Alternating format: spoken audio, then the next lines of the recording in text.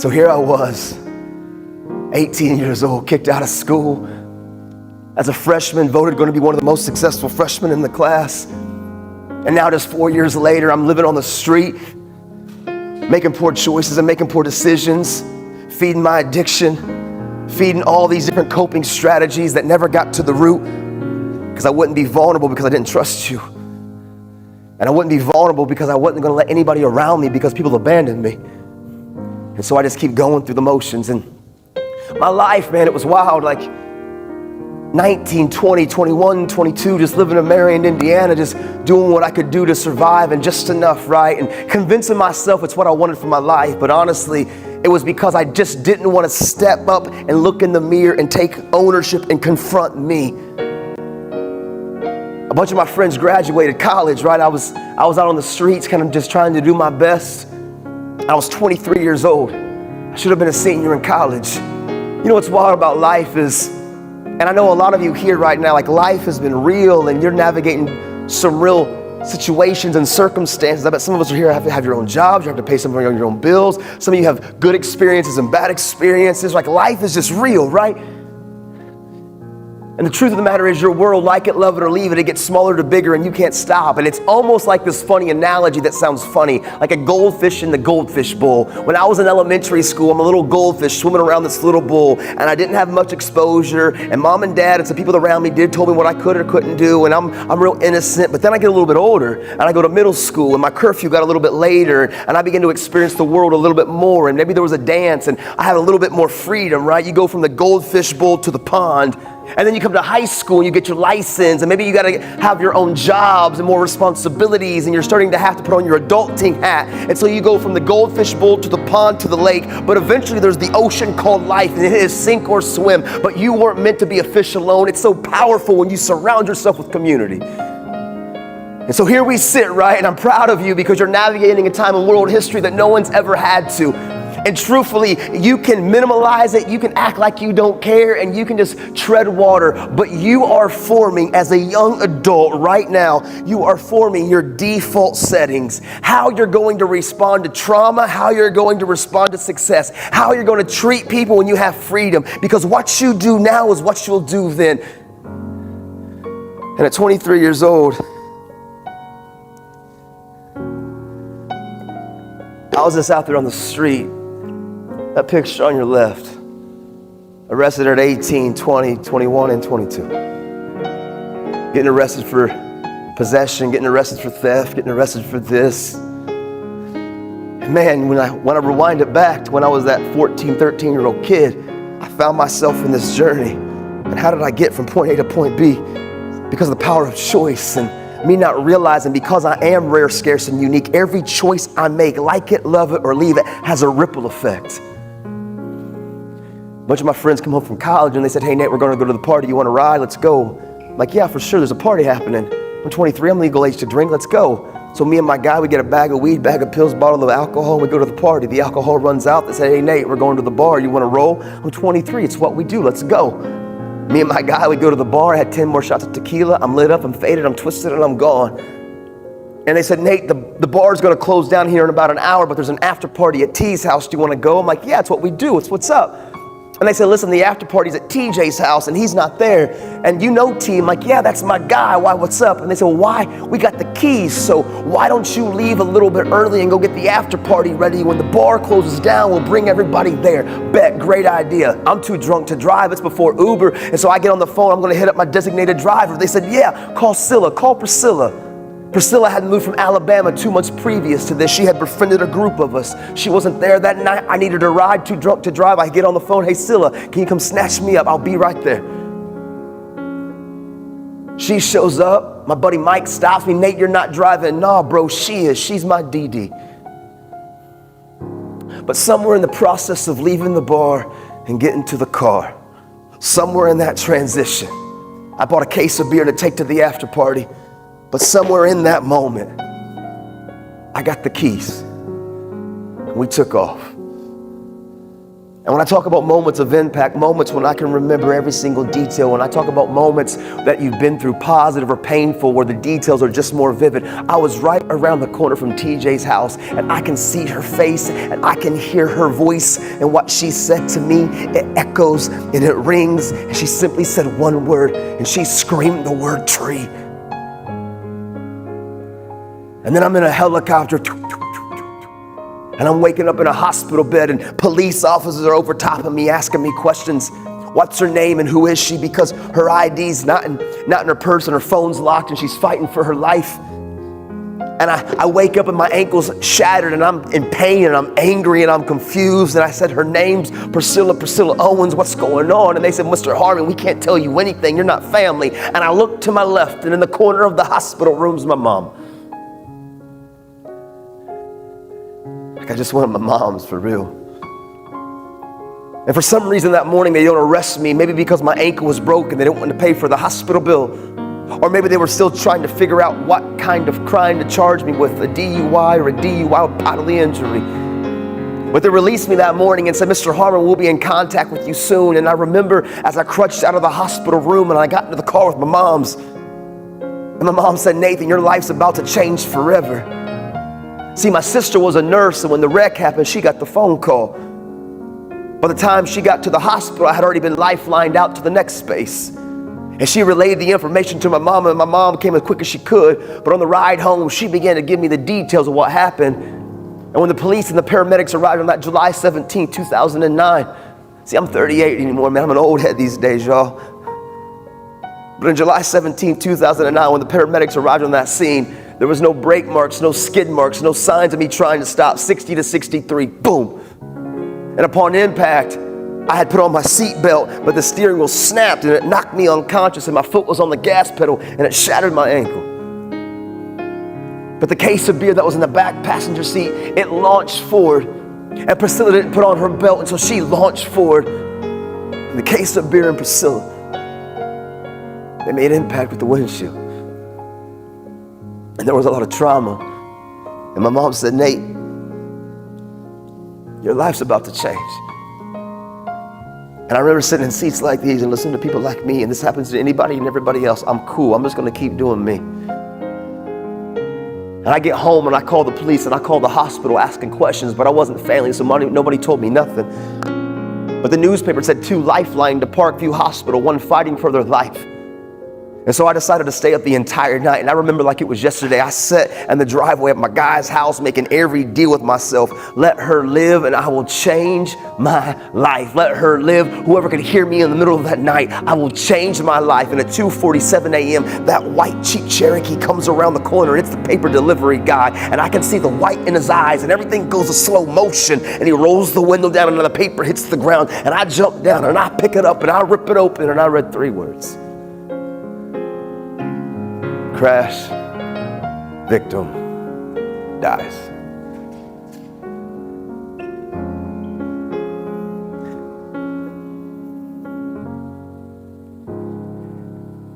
And if I could change it 1,000,000 times over, if I could rewind it back, of course 1,000,000 times over, I would go back to the moment when I decided to get behind the wheel. Regardless of how I got the keys, it was my fault. I'm responsible. No ifs, ands, or buts.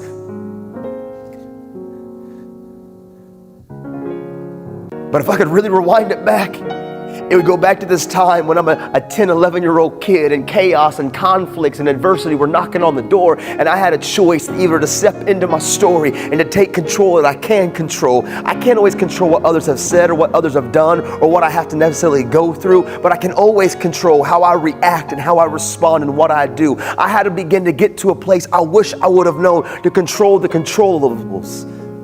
Having creative control in what I can have creative control in. Not letting emotions cause me to be impulsive with actions, and realizing the power of hard work, good choices. Realizing what I feed will grow and what I starve will die. Realizing that life isn't hiding from the storm, but it's learning to dance in the rain.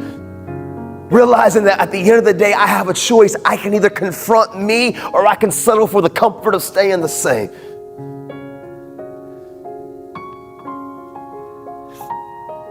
If for any of you that's ever lost anyone, and I'm sure all of you in this room, maybe do an overdose or maybe do a senseless act of somebody else hurting somebody, maybe into the reality of someone making a decision to end their own, or the traumas of just abuse. Like, life is full of adversity. But for me, 3 days after the wreck, the Owens family, Priscilla's mom and her sister, they wanted me to contact them, and I had never met them a day in my life. Priscilla had moved from Alabama 2 months previous to this. She wasn't there that night. I needed a ride, and she came and she got me. And I got behind the wheel, and she was gone. And now her family, 3 days after the accident, they want me to contact them. What do you say? I'm a 23-year-old kid. Forgive me? And I pick up the phone terrified. And I get met by this family, and they're weeping, and I'm weeping, and I'm saying, I'm sorry. And they said, Nathan, we don't know you. We've never met you, but we've decided as a family that one dumb choice shouldn't destroy 2 families' lives. And we want you to know that we forgive you. We pick love over hate, and we're asking you to do one thing. Don't let our daughter please pass away for nothing. And will you try to make the world a better place? And I don't even know, I have a clue at that time what that could even mean. But this family found this radical ability to forgive. And to be honest, if this family could forgive me for taking the life of their daughter, as I began to process that over the months and the years, I realized all the bitterness towards my dad and all the bitterness of so many people that I let consume me and live rent-free in my head. See, forgiving people, it's not about them, it's about you. It's learning to disconnect from the negative emotion and disconnect from those things. And forgiving people isn't justifying what they did to you. It's allowing you to live life so things don't live rent-free in your head. But choices have consequences. And just because the family forgave me, the state of Indiana didn't. And at 23 years old, when I should have been a senior graduating college, I found myself sentenced to 15 years in prison for reckless homicide, vehicle manslaughter. And I remember as a 23-year-old kid, as I'm shackled up and I'm all in the orange jumpsuit and I'm being transported from that county jail to the prison. It would have been real easy to say, you know what, I quit, I throw in the towel. My out date was 2024. You know what's crazy is my out date, I just thought and paused and I didn't even realize it. But tomorrow was actually when I was supposed to be released in prison in 2024, May 22nd, right? Yeah. And here I am in 2009, facing 15 years in prison. You know what's real easy for you and I to say, like, you know what, I know I should change, I need to change, I'm going to change, but next week, next semester, next year. I know what I'm doing right now isn't the best, and maybe some of the habits that I got right now aren't conducive for my life, but I'm cool right now. I'm just going to let this little bit play out, and then when this plays out, that's when I'm going to change. But the truth is, man, like, you got a moment in your life every single day to decide to confront, fight, and fail and fall forward. 5 steps forward and 3 steps back. 3 steps forward and 2 steps back. And I don't care if you have steps back, because when I zoom out, I'm still 3 ahead. It's about progress, not perfection. And I don't let people put unhealthy expectations on me, because I'm going to disappoint you and you're going to disappoint me. But that requires you looking in the mirror and being at a place in your life when you're ready to be fully engaged with your effort. To engage and maximize that your energy, that you're going to continue the best to be the best that you know how to be day in and day out. So at 23 years old, facing 15 years, I remember when I got to that prison, battling suicidal thoughts, attempts, and tries. I got scars on my hands from the self-injury and the self-harm, navigating eating disorders, anger and rage and fights and just behavior issues, drugs and alcohol that didn't only affected me, but it affected the people around me, traumas and being abused and going through all kinds of chaos when I was a kid. And now here I am in prison. It's easy to say I quit, but you know what I remember? I remember my dad smoking this basketball off my face. And he used to always tell me, Nathan, remember, as long as there's breath in your lungs, there's hope in your heart. And as long as you're breathing, yes, you can. So I remember at 23 years old in that prison cell, I looked in the mirror and I wrote the word change the world, and I slapped it and I put it on my little bathroom mirror. And I didn't even know what that meant. I didn't know that change the world meant to me that one day I would become a communicator, would get opportunities to travel the world and speak in Tokyo and Guatemala and Zimbabwe and Brazil and the Middle East and Canada and Mexico and all across this nation. Like, I didn't know what change the world meant to me. But you know what I've learned about having goals and dreams and having some things that you're moving towards? Because what you feed will grow and what you starve will die. Right now, this culture, our generation, we live through everybody else's highlight reel. It's so easy just to kind of hit autopilot and to not have any purpose or any direction. And so you continue to stay in your story and your struggle, right? Like you continue to be absorbed on repeat, rewind, rewash, replay, repeat, rewind, rewash, replay. Because you're not taking time to actually look in the mirror and say, like, what do I want to do with my life? What do I want to achieve with my life? Because what I feed will grow and what I starve will die. Listen, this isn't just an end-all be-all to mental health, but some of you that are battling anxiety and depression and battling some of these ideologies and these thoughts of giving up, if you would realize having some small, short-term goals, it won't fix everything, but man, you get away from the repeat, replay, rewash, recycle of the trauma and the struggle and the circumstance, because what you feed will grow and what you starve will die. And the reason I really think that anxiety and some of these challenges that we as a culture are having is because since COVID, a whole lot of us have hit autopilot and we haven't re-engaged. We haven't begun to believe that you can do hard things. And I don't need you to have some vivid, descriptive, specific 10-year, every I dotted and every T crossed vision and plan for your life, but I need you to have a general direction. In this room, for real, in this room are teachers, authors, entrepreneurs, people that start clothing design companies, cosmetologists. In this room are therapists. In this room are people that are going to get their PhD. In this room are people that are going to grow up and have successful lives and family. I don't need you to have your vivid plan, but I need you to have something on, like, what's that thing inside of you, for real, for real? Not the one that you put on around your friends, but that thing that you would long to do in your life, that thing that lights you up on the inside. And if you can begin to realize the power of the next right choice, and when I put change the world on the mirror, I was in a place that I didn't have a whole lot of creative control. I was in prison. I couldn't decide to turn the light switch on or the light switch off. I couldn't control when the food came or the food went. But you know what I could control? I could control making my bed every single morning. And people would clown on you on that. And people would say, like, what's the deal about that? But it's learning the power of choice. Because you and I are rare, scarce, and unique, when we understand what I do is what I believe, aim small, miss small, make the next right choice, and treat people the next right way. And so I started every single morning making my bed. And every single morning I would wake up and I would make my bed, not because others told me to or others clowned on me. Why did I do it? It's because where in my life do I have creative control? And I don't know in your life where you do or you don't have creative control, but you do. And where are those areas where that you actually have the freedom to decide what you do or what you don't do, where you go or where you don't go? Are you every single day maximizing being the best version of yourself? So I started making my bed every day in prison. And now I had a chance to sign up for some college classes of psychology. And while they're out there on the rec yard ripping and running, while they're out there just doing their own little circumstances and how they live life, I have a choice to do my homework or not do my homework. And I've learned if I can continue to maximize just the next right choice and to confront, fight, and fail and fall forward and not worried about perfection, but progress, 5 steps forward and 3 steps back. It's learning to find that creative control in my life. So I started living my life this way. Transparency, accountability, hard work, good choices, and value in people. I started living my life and realizing that at the end of the day, I got to get real with people and I got to let some people in my life. I had to realize the power of the human connection, that I can't do this on my own. And so the truth of the matter is, it's like a ladder, right? These ladder situations, this is what I've learned about life, is life are just like ladders. Like at the end of the day, every single one of us, every single person, we have our own little ladders, what I call ladders of life. And what I mean by that is that ladders, everywhere I go, and I've been to over 1,500 schools across this world, and most of them here in America, but I always ask for these ladders in different venues and different corporations and different events and stuff. And I always ask for these ladders, and everywhere I go, they got ladders, and they always look different, and they all have their own different flavor and style, and they all are similar, right? They're all these utility ladders, and some of them are orange and green and black and tan and blue and white, and some of them are 2 foot and 4 foot and 6 and 8 and 10, and I've seen 30-foot ladders.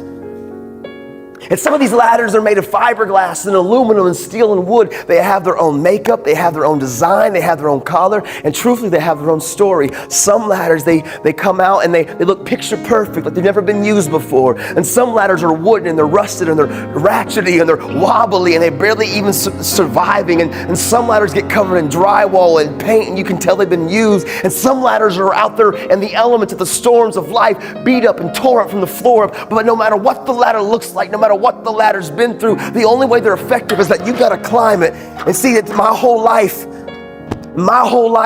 I didn't need you. I don't trust you. I'm not letting anybody a part of my story. I'm going to do this on my own. And there's good days and there's bad days. And you're navigating your own space.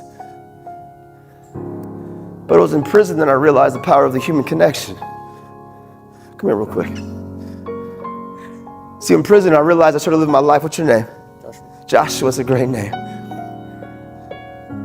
In prison, I realized, Joshua, that I had to realize that I couldn't do this on my own. And for too long, I would plug the holes and I would maintain and I would do just enough. But man, it was killing me on the inside if I was real. But again, trusting people and realizing the power of the human connection, because I can't see my blind spots and you can't see yours. It demands being vulnerable and it demands like trust. And at the end of the day, I don't trust anybody, because if I let you in, I don't know what you're going to do with what I share with you. And so I don't feel like I can, but I've learned like trusting people isn't based on an emotion, because feelings aren't final and feelings aren't always based in facts. You may feel a certain type of way. I used to have low self-esteem, Joshua, and I would come to school and I would make eye contact with you and you all would be clowning, and I just knew that you were talking about me because of my insecurity. So I'd be quick to throw my hands, and come to find out you weren't even talking about me at all. See, I can't trust my feelings because feelings aren't always based in facts. But Joshua, when I got to the place where I realized like I had to realize the power of the human connection. See your hand.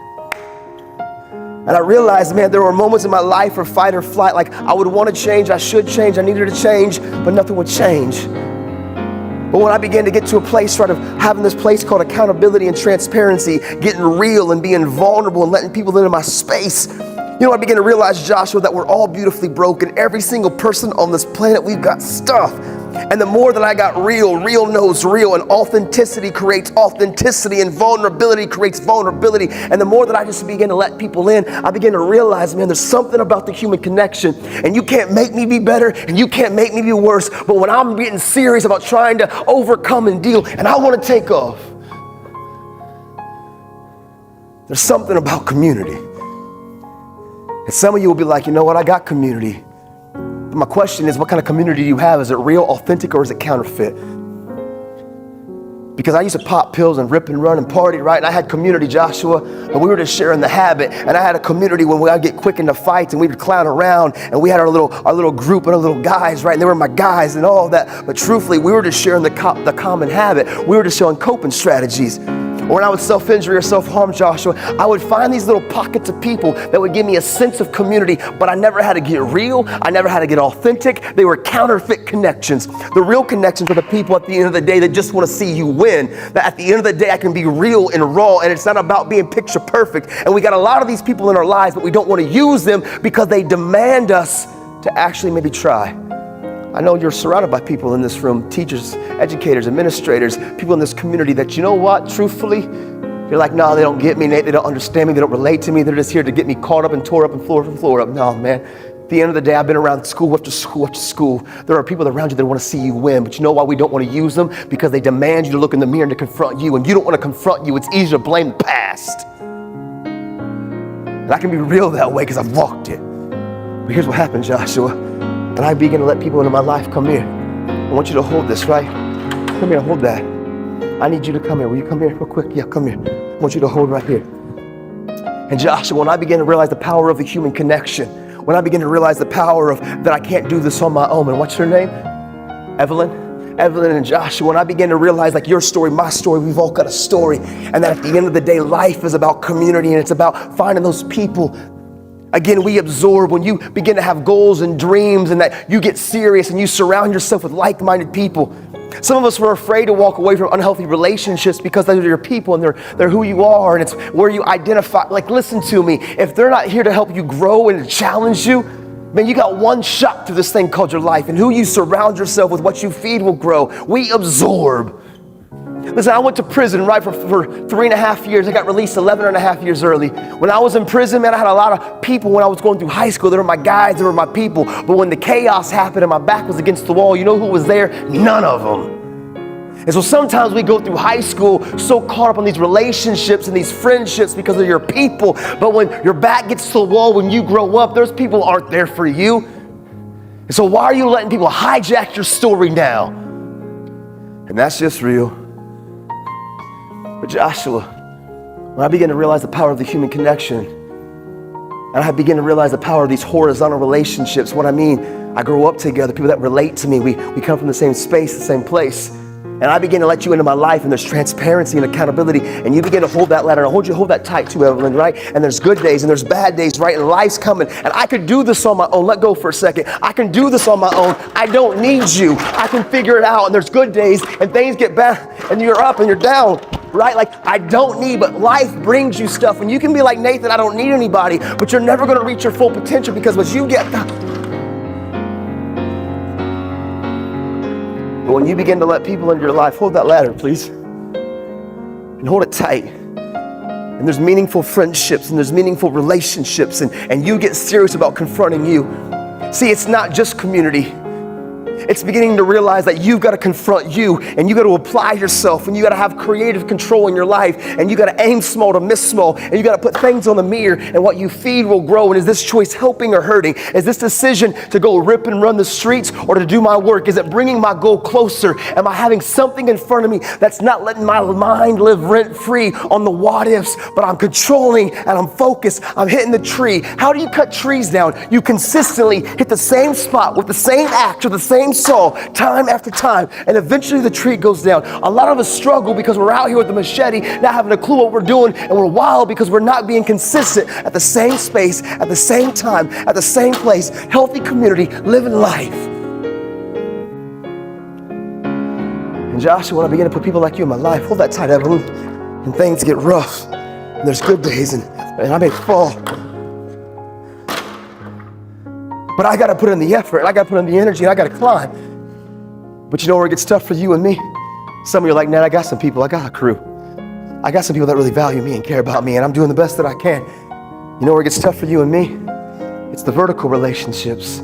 It's the mentors, it's the coaches, it's the administrators, it's the community members, it's people that you think are authority. And you struggle with authority sometimes because, man, mom and dad hurt you, or you're a community member, there was an abuse, or something happened to you in the past that you don't want to trust people because the last time you trusted somebody, they abandoned you.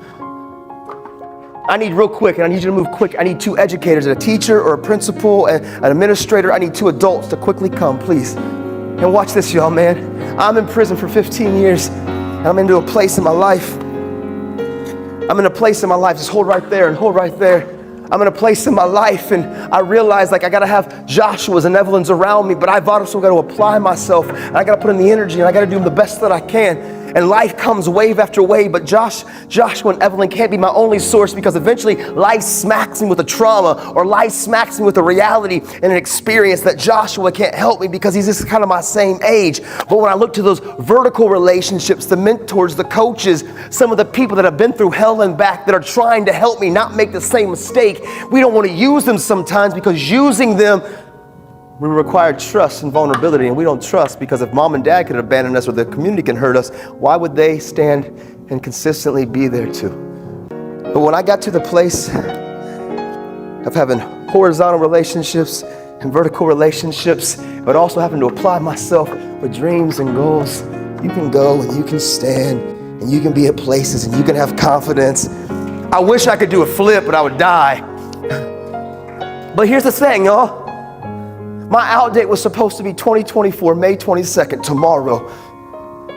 I went to prison July 17th. I turned myself in. August 17th, a month after my wreck. I came home in 2012. I got released 11.5 years early. And how?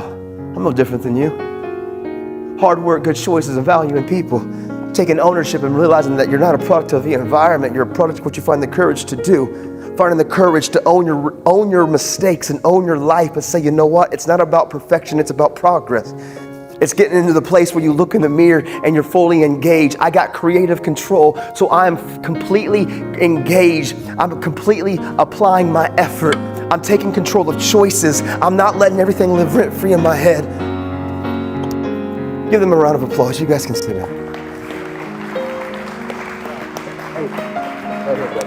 That's good stuff. Thank you. So listen, I come home in 2012, and you know what I get met with in my hometown? Nathan, you're an idiot. You're never going to change. You're always going to be what you've always been. And instead of getting all caught up in my feelings and saying no one believes in me, so I might as well rock it till the wheels fall off, I realized that people have the right to feel that way about me because I had given them plenty of evidence in the past. But from this moment forward, it's not about the past. I'm not defined by the past. I'm defined by what I do. And even though some of my past, I had no creative control, it was life. But some of the things that I had, they were all self-inflicted wounds.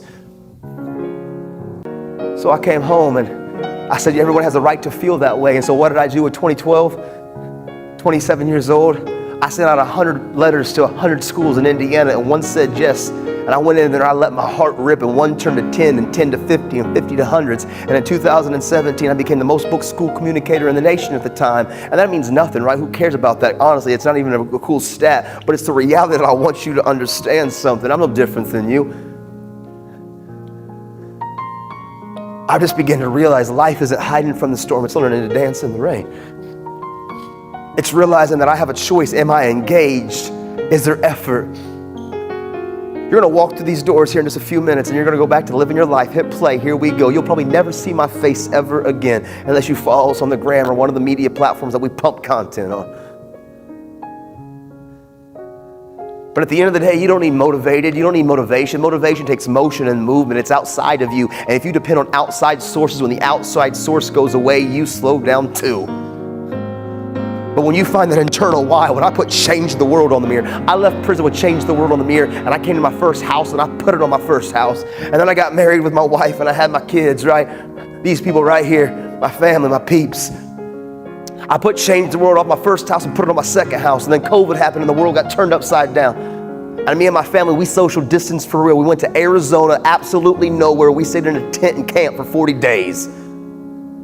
And I was going to stop talking because my son was growing up and he needed to be more present and more relevant in his life. And my wife said, no, man, what we're doing, it matters. It makes a big impact and it's important. So we sold everything that we had and we bought an RV and a coach because we are committed to living uncomfortable, because uncomfortability is where life changes. So you're going to walk through these doors, and man, you've got a real decision in your heart. Are you going to settle for the comfort of staying the same? Are you going to begin to leverage what you can control, even though maybe it's small, and aim small and miss small, and hard work works, and what you feed will grow, and what you start will die? We got a few different media platforms, and you can follow them. But honestly, I don't care if you do or you don't. You know what I care about? For the one in here. And some of you, my word will skip like a stone across the surface because you ain't ready, and that's cool too. But I still believe in you, and I'm still proud of you. For some of you, maybe something that I said resonates deep in your heart. It's time for you to look in the mirror and to take control of what you can control. Because it's part of your story. It's a part of your DNA. You were born to do hard things. You were born to navigate adversity. But you're not meant to do it alone. So with that, y'all, where your life speaks, my name is Nathan Harmon. Thank you guys so much.